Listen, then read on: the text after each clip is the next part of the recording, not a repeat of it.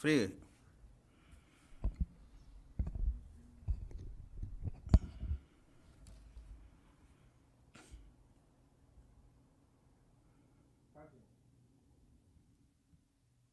ముఖ్యమంత్రి జగన్మోహన్ రెడ్డి గారు 31/5/2019 నాడు ముఖ్యమంత్రిగా ప్రమాణ స్వీకారం చేస్తూ ఆంధ్రప్రదేశ్ను అవినీతి లేని రాష్ట్రంగా మారుస్తాననేసి ఆ రోజు దైవ సాక్షిగా ప్రమాణ స్వీకారం చేయడం జరిగింది. ఈరోజు చూస్తే దానికి విరుద్ధంగా అవినీతి మయం చేశాడు అనడానికి నిదర్శనం చాలా ఉన్నాయి.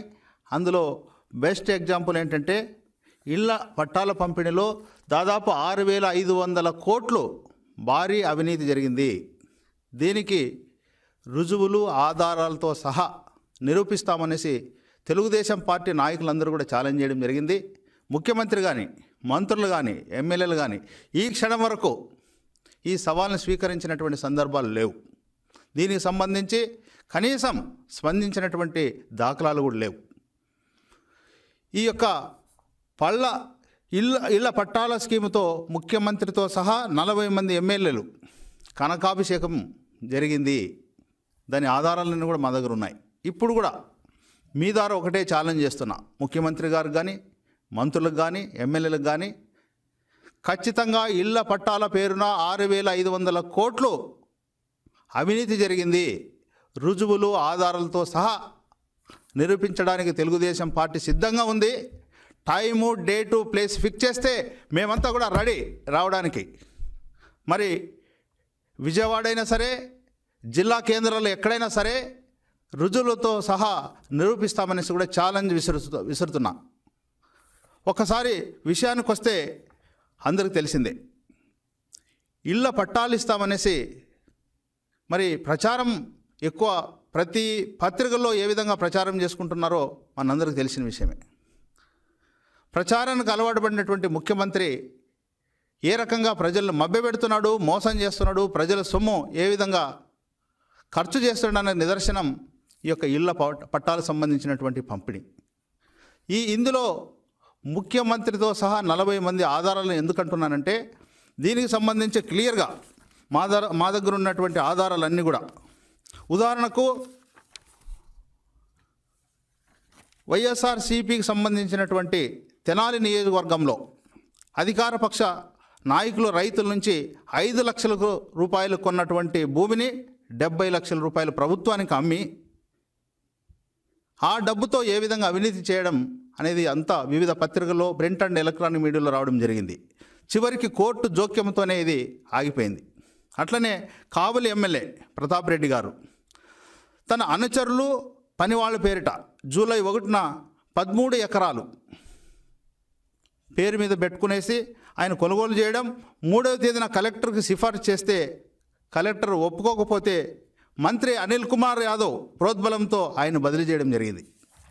అదేవిధంగా తణుకు ఎమ్మెల్యే కారుమూరి నాగేశ్వరరావు గారు 57.775 కోట్లకు అవినీతి పాల్పడ్డారు. ఇది నేను చెప్పడం కాదు, వైఎస్ఆర్సీపీ పార్టీకి సంబంధించినటువంటి మాజీ మున్సిపల్ చైర్మన్ బిఎస్ సీతారాం సాక్షాత్ ముఖ్యమంత్రికి లేఖ రాయడం జరిగింది. అదేవిధంగా పెందుర్తి వైసీపీ ఎమ్మెల్యే అదీప్ రాజు గారు 8.78 ఎకరాల విస్తీర్ణం ఉన్నటువంటి వీర్రాజ్ చెరువునే మింగేశాడు. అదేవిధంగా పెనుమలూరు ఎమ్మెల్యే కొలుసు పార్థసారథి 503 ఎకరాలు భూమికి సంబంధించి 133 కోట్లు దోచేశాడు. ఇక్కడ విచిత్రం ఏంటంటే 25 నుంచి 30 లక్షల రూపాయలకి విలువ చేసే భూమిని కేవలం మొత్తం 503 ఎకరాలని 75 లక్షల ప్రభుత్వానికి అంటగట్టి 133 కోట్లు నొక్కేశాడు. ఈ విధంగా మొత్తం 40 మంది ఎమ్మెల్యేల జాబితా మా దగ్గర ఉంది. మరి ఇంత అవినీతి జరుగుతుంటే ఈ ముఖ్యమంత్రి కానీ, మంత్రులు కానీ, ఎమ్మెల్యేలు కూడా ఎవ్వరు కూడా మాట్లాడడం లేదు. విచిత్రం ఏంటంటే వీళ్ళు చెప్పేది వైఎస్ఆర్ ప్రభుత్వం ప్రజల కోసం బతుకుతున్నాం, ప్రజల కోసమే మా శ్వాస ధ్యాస అని చెప్తున్నారు.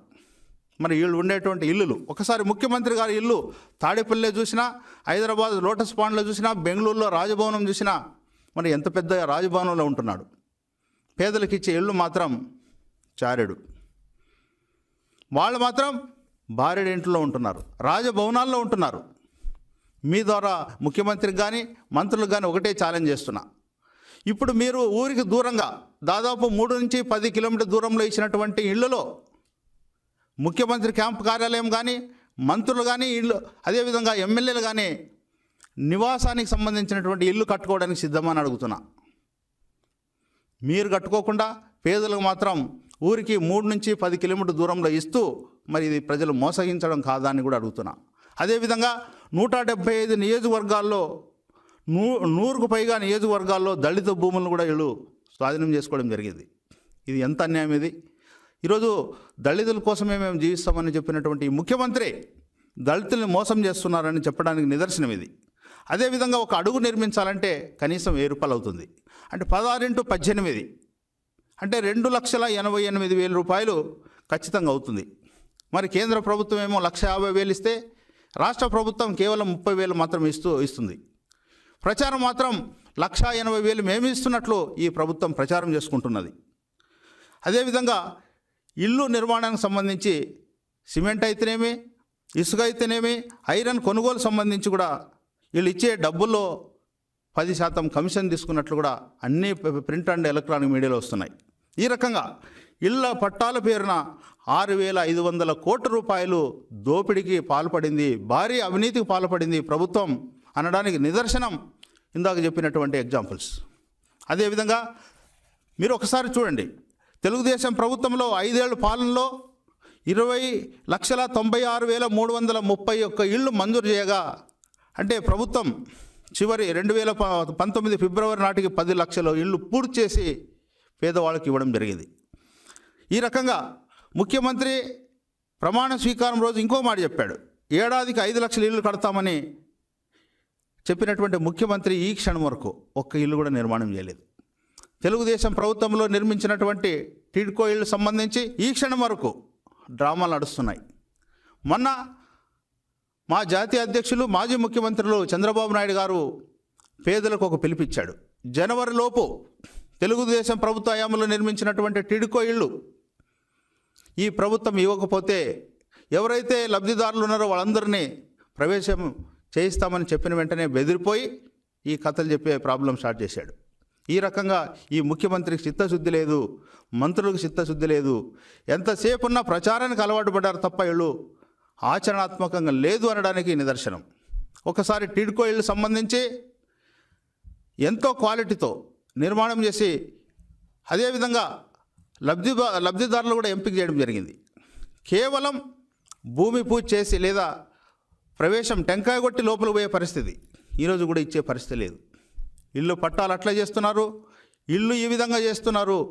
పేదలను ముంచడానికి ప్రభుత్వం ఉంది తప్ప మరో మార్గం లేదని కూడా ఇదంతా ప్రజలు కూడా గమనించాలని కూడా నేను కోరుతున్నాను.